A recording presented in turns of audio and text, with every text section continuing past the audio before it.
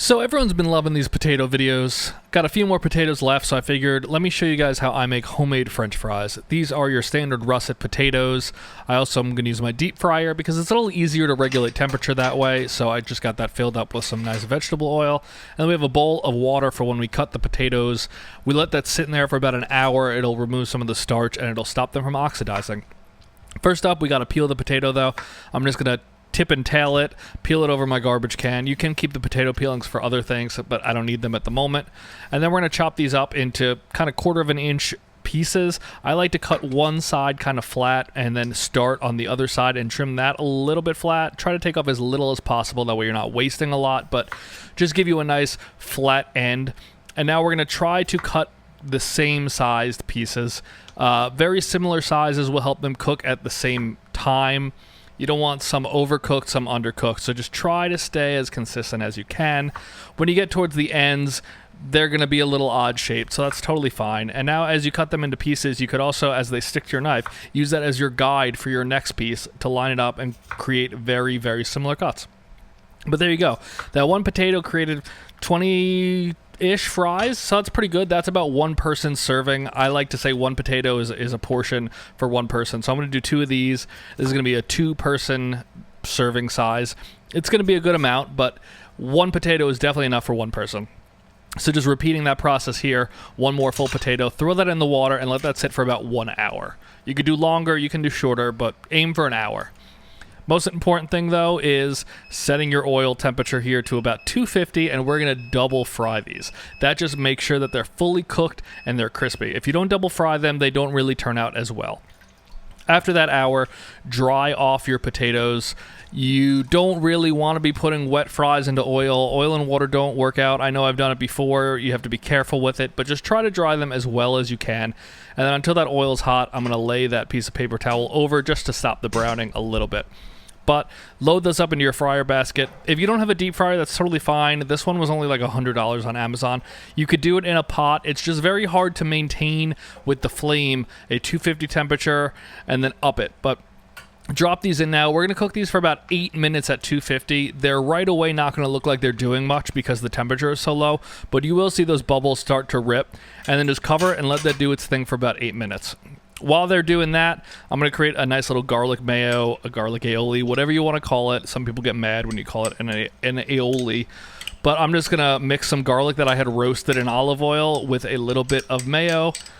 It's absolutely delicious with fries. I'm a big fan of mayo-based sauces with French fries. Don't love ketchup. And then just going to add a little bit of salt into that just to, enhance the flavor. You don't really need to with mayo, but since I added the garlic, I just want to top it off with a little bit of salt.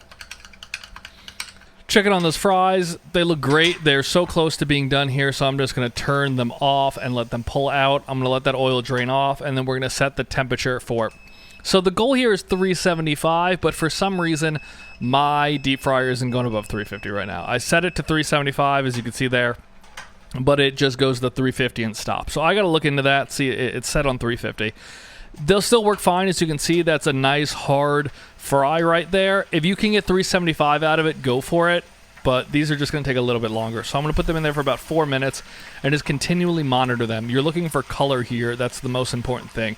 I like my fries a little less burnt than some other people do, so mine will still be a little bit tender. They'll be overall crispy and brown, but I don't like to have them snap. I like to have a little bit of bend in there. That's just a preference thing. If you want to go full crispy, full burnt, just fry them for a little bit longer than I am. Also, if you see some sticking together, just grab a fork and pull them apart. That way every side gets browned. If they get stuck together and you pull them apart after, they just will have uneven sides. I'm going to toss them in this bowl though, so I clean that out and just get that ready. I've already turned the heat off on the oil, so we're just waiting here for the last second just to get them exactly where I want them. Those are looking just like I like them, but I'm going to let them go a little bit longer. Make sure that they're all nice and brown. Some haven't gotten all their sides fully covered yet, but basically there. Once they're done, though, I'm just going to pull them out, and I'm going to let them sit for maybe 30 seconds just to drain off a lot of the excess oil. You still want them warm, but just let a little drain off. Right into the bowl you go. And the first thing you want to do is salt these. While they're still hot, while there's still a little oil on them, hit them with your salt. That way it sticks to it nicely. Then I'm just going to elevate these for my own personal self with a little bit of parsley and a little bit of Parmesan cheese. These are, I mean, like in a store you'd get like, in a restaurant you would have garlic parm fries or something like that. So that's the world I'm aiming for here.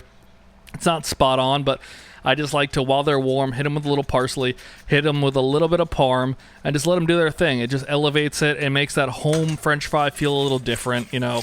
You can just straight up fry them. That's totally fine, but this is how I like to do it. And I definitely recommend adding parm to your fries. It's hugely helpful.